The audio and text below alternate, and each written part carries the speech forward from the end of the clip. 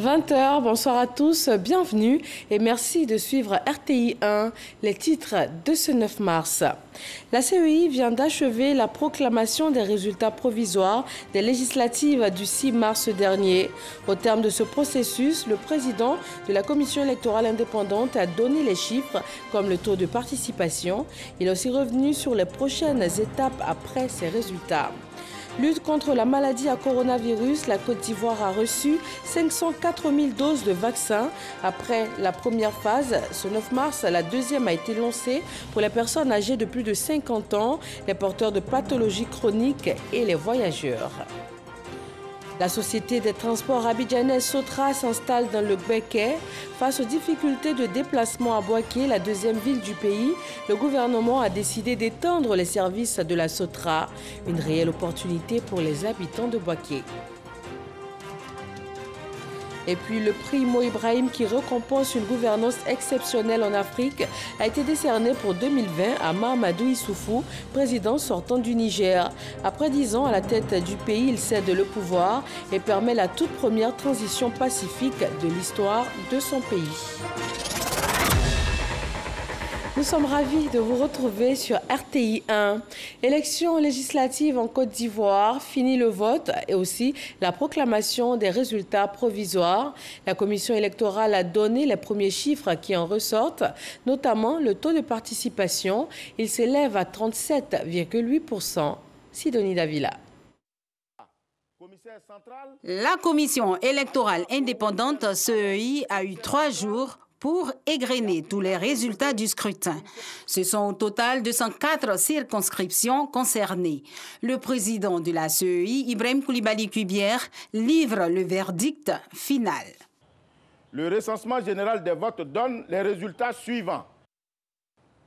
Inscrits, 7 359 399. Votants, 2 788 022. Bulletins nuls, 82 184.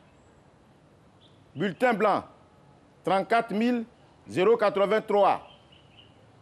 Suffrages exprimés, 2 705 838.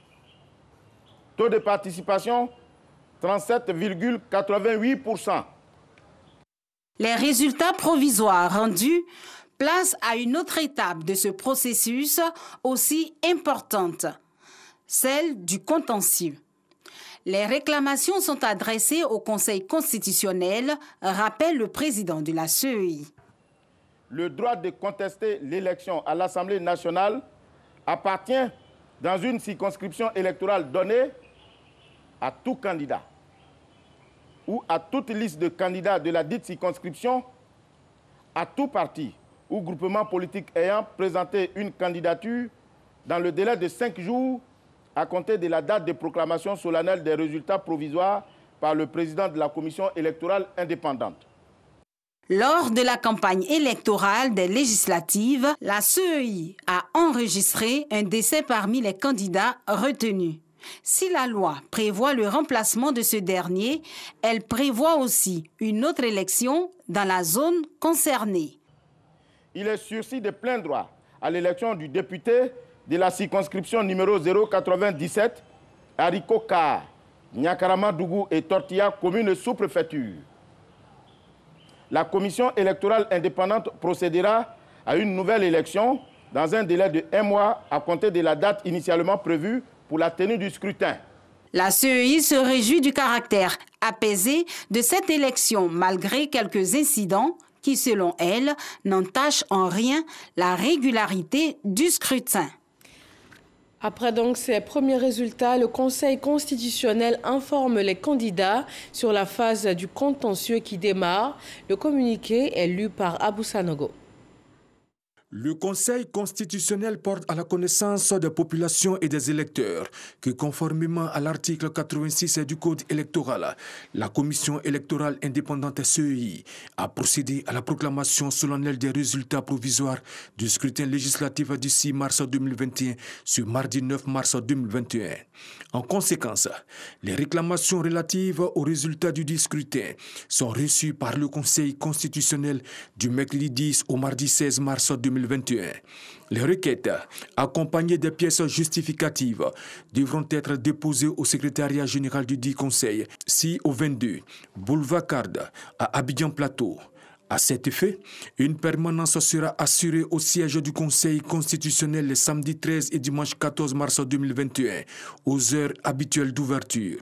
À l'expiration de ces délais, plus aucune réclamation ne sera reçue.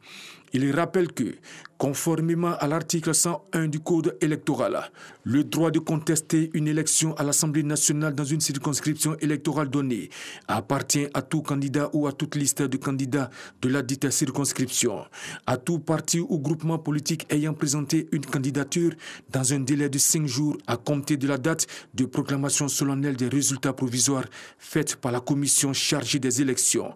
Fait à Abidjan le 9 mars 2021, le président du Conseil constitutionnel, Mamadou Koné. Et puis un second communiqué du Conseil constitutionnel que je vous donne maintenant. Le président du Conseil constitutionnel informe les candidats, les partis et les groupements politiques que pour le suivi du traitement de leurs requêtes, ils pourront consulter le rôle des audiences au tableau d'affichage situé à l'entrée du siège de l'institution, 6 à Abidjan Plateau, 22 boulevard Card, et non sur son site également internet www.conseilconstitutionnel.ci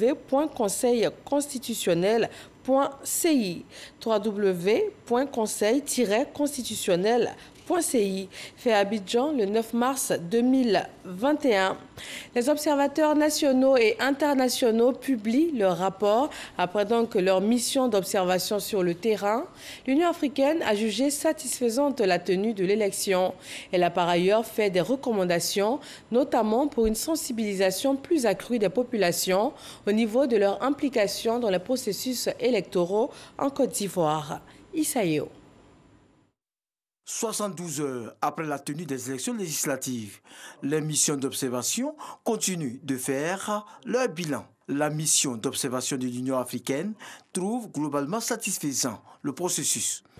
Nous avons remarqué que cette élection s'est déroulée dans le calme, dans la sérénité et dans un contexte politique où il y avait une volonté réelle de tous les acteurs politiques d'apaisement. Et ça ne s'est pas démenti. Donc le 6 mars, les élections se sont globalement bien passées. On a relevé ici et là quelques incidents, mais qui n'ont pas eu un impact ni sur l'intégrité du scrutin, ni sur sa transparence, ni sur sa régularité. Cependant, l'Union africaine fait des recommandations en vue des échéances futures. En ce qui concerne l'implication des citoyens aux élections. Donc, il faut les inviter un peu plus à aller aux élections et à aller voter, c'est un devoir civique. Nous formulons également quelques recommandations pour le personnel électoral. Ils sont bien formés, mais il faut encore amplifier cette formation. Et nous souhaitons également que la République de Côte d'Ivoire consolide cette volonté de pacification, de démocratie. La mission de l'Union africaine a surtout félicité l'ensemble de la classe politique ivoirienne pour avoir favorisé un climat de paix pendant ces élections législatives.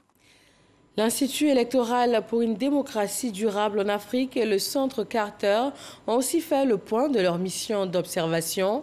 Conclusion, le scrutin s'est déroulé dans un contexte sociopolitique apaisé. Sephora Zegui. Depuis août 2020, l'Institut électoral pour une démocratie durable en Afrique et le Centre Carter ont déployé une mission internationale d'observation électorale en Côte d'Ivoire. Cette mission, composée de 54 observateurs, dont 14 experts, a livré ses conclusions à l'issue du scrutin du 6 mars dernier. L'accord politique du 29 décembre 2020, qui fait suite aux violences électorales liées à l'élection présidentielle du 31 octobre 2020, a considérablement contribué au dégel du climat politique et à l'organisation d'élections inclusives avec de nouvelles dynamiques politiques au sein de l'opposition. La campagne s'est déroulée dans une atmosphère généralement calme et sans incident notoire. Cependant, elle n'a pas suscité un engouement particulier des électeurs. Les opérations de vote se sont déroulées dans le calme et les procédures ont été globalement bien respectées dans les bureaux de vote observés. Si, dans l'ensemble, le scrutin s'est déroulé dans le calme, la mission a relevé quelques heurts dans certaines localités. La mission déplore toutefois la dégradation par endroits de l'atmosphère durant le scrutin, allant d'échanges verbaux violents sans incident notable au saccage d'une trentaine de bureaux de vote. Environ 40% des bureaux de vote visités présentaient des difficultés d'accès aux personnes à mobilité réduite, principalement dues à un dénivelé ou une marche. Dans 12% des cas, les bureaux de vote se trouvaient cependant à l'étage. La mission internationale d'observation électorale en Côte d'Ivoire félicite la Commission électorale indépendante CEI pour l'organisation des élections législatives qui, selon elle, est conforme aux standards internationaux de transparence et d'accès à l'information.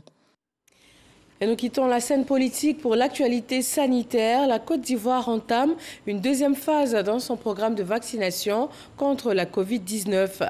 Les autorités sanitaires continuent également d'inviter au respect des mesures barrières.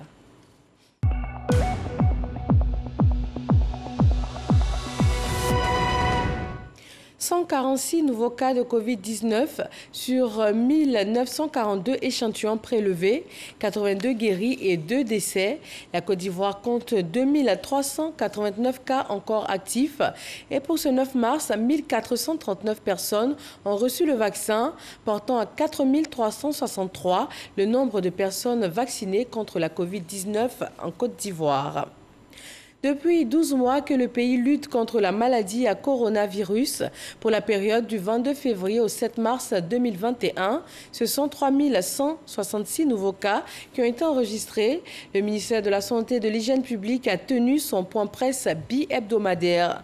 Laure Goretti et Sephora Zegui. Pour la période du 22 février au dimanche 7 mars, le ministère de la Santé et de l'Hygiène publique note une augmentation significative du nombre de nouveaux cas. La Côte d'Ivoire enregistrait, relativement à la pandémie à coronavirus, 3166 nouveaux cas de Covid-19 sur 37 471 tests analysés, soit 8,44% de l'échantillon. 2312 nouvelles guérisons. Le taux de guérison était alors de 93,62%. 16 décès malheureusement ont été notifiés. Avec un nombre cumulé de 202 décès, la létalité ou taux de décès était de 0,58%. 2277 cas actifs. Depuis le 11 mars 2020, soit un an après, au total, 35 187 cas de COVID-19 diagnostiqués sur 442 583 échantillons, soit 7,95% des cas testés, dont 32 708 déclarés guéris. Cette quinzaine a été marquée par la campagne de vaccination contre la COVID-19 le 1er mars dernier. Le ministre de la Santé et de l'Hygiène publique, le Dr Eugène Akawele, tout en appréciant les efforts accomplis par tous les acteurs de la riposte, dont les professionnels de la santé, invite à la prudence et à la vigilance. Il encourage par ailleurs vivement aussi les populations, en particulier la cible concernée par cette première vague de la campagne de vaccination, dont les personnels de santé, les forces de défense et de sécurité, les enseignants à y adhérer.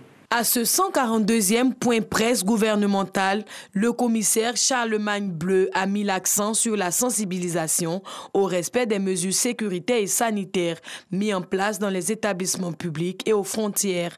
Cela fait aujourd'hui 8 jours que nos forces de défense et de sécurité, à tour de rôle, chacun selon son programme, passent pour se faire vacciner. Face au relâchement des mesures, le gouvernement rappelle que la maladie sévit toujours et attire l'attention des populations sur l'importance de la vaccination. Le vaccin contre ce virus mortel est disponible en Côte d'Ivoire depuis le 1er mars dernier. La deuxième phase de la campagne de vaccination a été lancée aujourd'hui.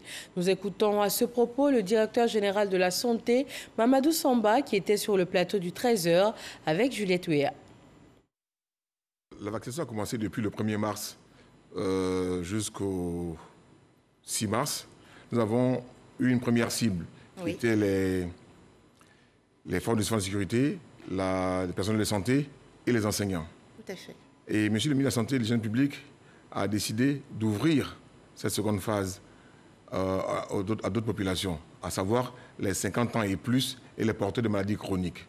Ça veut dire qu'aujourd'hui, nous avons à la fois les cibles de la première phase et les cibles de la seconde phase. Nous avons commencé la vaccination au niveau du vaccinodrome qui est au niveau du parc d'export de Treichville. Cette semaine, de nombreux autres sites vont s'ouvrir, notamment les différents CHU. Nous avons commencé au CHU de Cocody et aussi au niveau des différentes antennes de l'NHP à Bobo, Port-Boué et Yopougon. Et également dans les districts sanitaires d'Abidjan, à savoir à Bobo, à Yopougon, à Djamé-Plateau, Treichville, Makori, Port-Boué et Koumansi. Dans toutes ces communes, nous aurons un site de vaccination qui est logé dans le district sanitaire ou à l'hôpital général. Je voudrais également noter que les forces de défense et de sécurité auront leur propre site de vaccination au sein des casernes et de leurs hôpitaux. De faux vaccins contre le coronavirus vendus à moindre coût circuleraient actuellement sur le continent africain. L'Afrique de l'Ouest serait visée par les trafiquants et contrebandiers. La Côte d'Ivoire devrait-elle s'inquiéter de cette situation? Nous ne devons pas être inquiétés par ce faux trafic. Pourquoi? Parce que la Côte d'Ivoire a fait le choix des vaccins sûrs et préqualifiés par l'OMS dans un mécanisme que nous maîtrisons entièrement, que le mécanisme COVAX. Donc seront disponibles en Côte d'Ivoire que des produits préqualifiés par l'OMS et dont nous maîtrisons totalement la chaîne de la fabrication jusqu'à l'aéroport d'Abidjan. Voilà, le processus de vaccination est sécurisé. Le ministre de la Sécurité et de la Protection civile a donc donné l'exemple. Bagondo Diomondé est allé se faire vacciner. À travers ce geste, il exhorte les forces de défense et de sécurité à lui emboîter le pas. Astou Touré. Les membres du gouvernement se succèdent au centre de vaccination de Treichville. Objectif, rassurer les bénéficiaires et les encourager à aller se faire vacciner. Après Patrick Hachi et Raymond Goudou Kofi, c'est Bagondo Diomandé qui veut exhorter les forces de défense et de sécurité à lui emboîter le pas. Il est important que chacun se fasse vacciner. Parce qu'on a coutume de dire qu'il est mieux de prévenir que de guérir. Je voudrais personnellement lancer un appel à chaque citoyen, à chacun des membres du corps social sélectionnés pour recevoir ces vaccins, à venir se faire vacciner, pour se mettre à l'abri justement de tous les risques liés au coronavirus. Le pays compte ainsi parmi les premiers du continent à administrer le vaccin AstraZeneca-Oxford à travers le mécanisme COVAX mis en place pour permettre aux pays les plus pauvres d'accéder à des vaccins contre le coronavirus. Et la campagne de vaccination se poursuit donc. Dans un autre domaine, la commune d'Atekoubé, le quartier Djéné et Carré vient d'être raccordé au réseau d'eau potable. Les 11 000 âmes de ce quartier auront désormais un meilleur accès à une eau de qualité. Reportage. Djéné Carré est un sous-quartier d'Atekoubé, étendu et peuplé, où l'alimentation en eau potable est très difficile. On a un problème d'eau ici. On est obligé de descendre pour aller au bord, pour aller puiser l'eau. Souvent, je vais à 5 heures, à 4 heures pour aller puiser l'eau là au bord. Aujourd'hui, c'est un ouf de soulagement. Je voudrais sincèrement, au nom de la population et à mon nom personnel, au nom de ma notabilité, dire sincèrement merci à M. le Président de la République, sans oublier ces deux illustres ministres de la commune d'Atekoubé. Rappelant les difficultés d'eau dans ce quartier, Laurent Tchagba a souligné que Djéné Carré avait des canalisations de petit diamètre dans certains endroits et d'autres ne disposaient même pas de canalisation, ce qui favorisait les pratiques de fraude sur toutes les installations d'eau potable. Tout ce grand quartier, ces sous-quartiers vont être désormais desservis en eau potable. Nous sommes donc dans l'allégresse et nous réitérons notre gratitude au président de la République. Une chose est d'envoyer les canalisations dans les quartiers, mais une autre est que les populations soient branchées à ces canalisations qui leur permettent d'avoir de l'eau. Mais pour le faire, il faut payer 167 000 francs. Mais la plupart du temps, les quartiers sont des quartiers précaires et les quartiers où les populations sont démunies. Et face à ça, le président a accepté que ces populations payent 10 000 francs et nous, on paye 157 000. Voilà, pour leur permettre d'avoir accès à l'eau.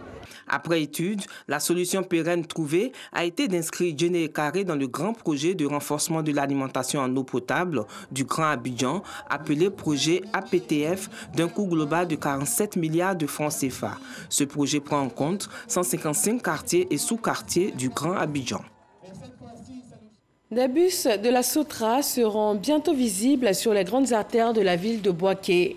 Le gouvernement a décidé d'étendre les services de la Société des transports abidjanais à la ville de Bouaké pour venir à bout des difficultés de déplacement qui sont vécues au quotidien par les habitants de la capitale de Gbeke. Kader Sogodogo. Le problème du transport urbain se pose avec acuité dans de nombreux pays.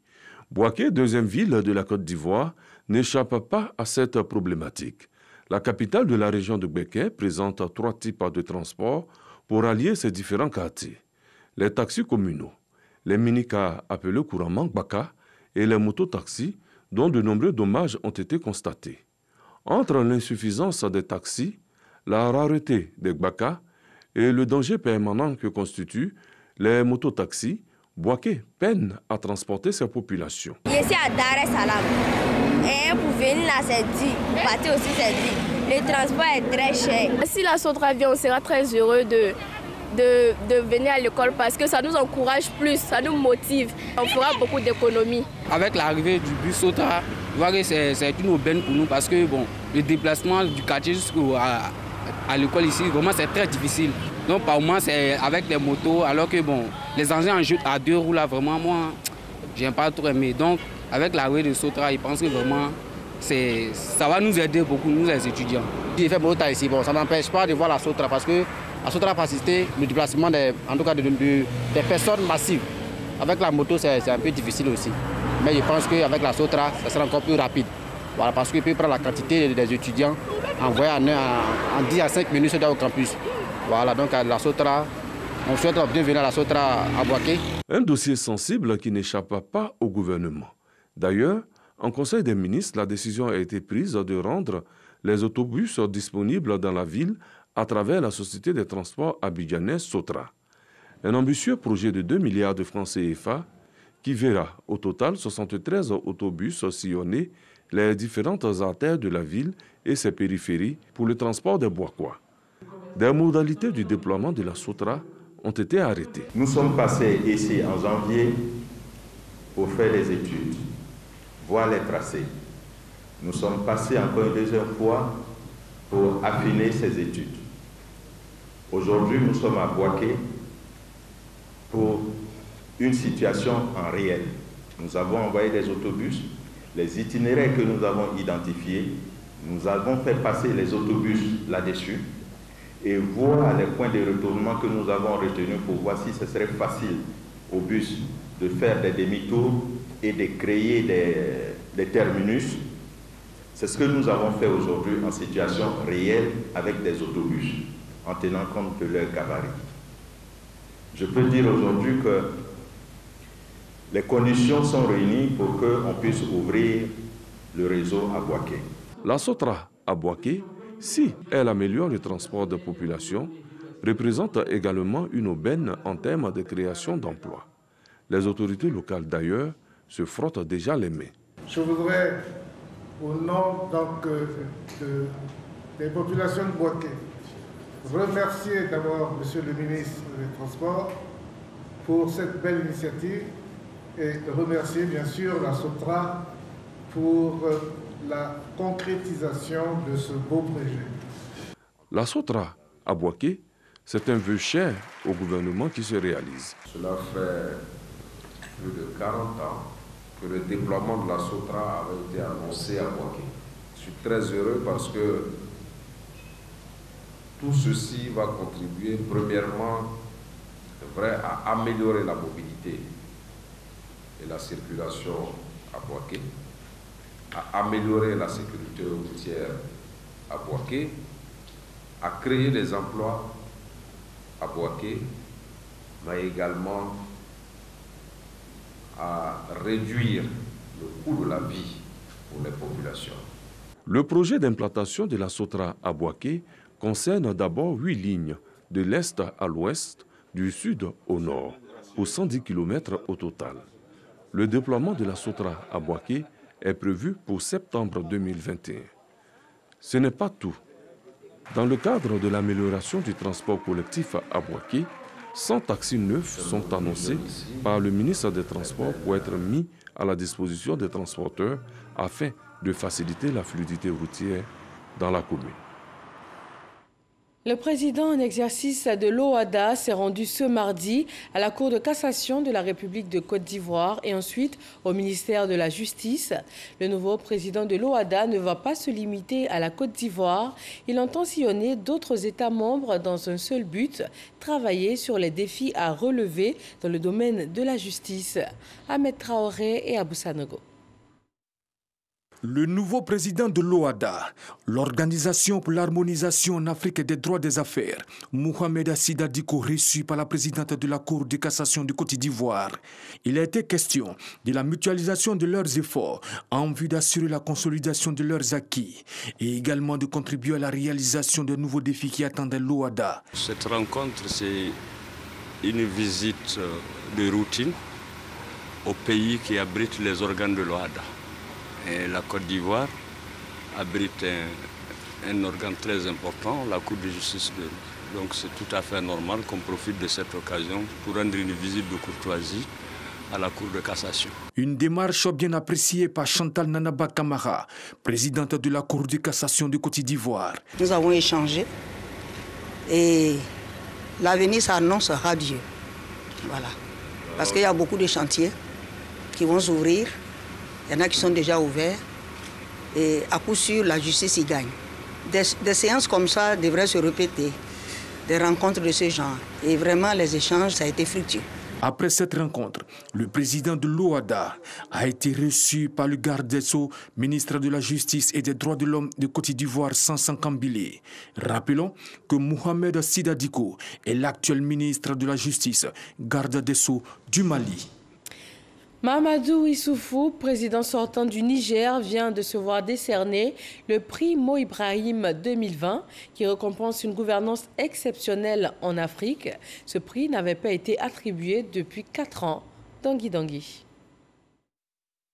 Le président sortant du Niger, Mahamadou Issoufou, est le 6e lauréat du prix Mo Ibrahim. Ce prix, censé récompenser chaque année un leadership d'excellence en Afrique, n'avait pas été attribué depuis 2017, faute de candidats réunissant les qualités requises. Mahamadou Issoufou s'est distingué pour avoir mis son pays, le Niger, sur le chemin du développement économique et de la stabilité politique, selon le comité qui décerne le prix Mo Ibrahim. Pour certains observateurs, sa décision de ne pas briguer un 3e mandat, donnant ainsi l'opportunité au Niger d'opérer une transition démocratique après 60 ans d'indépendance, a pesé en sa faveur. Dans un tweet, le président Mahamadou Issoufou a réagi en ces termes.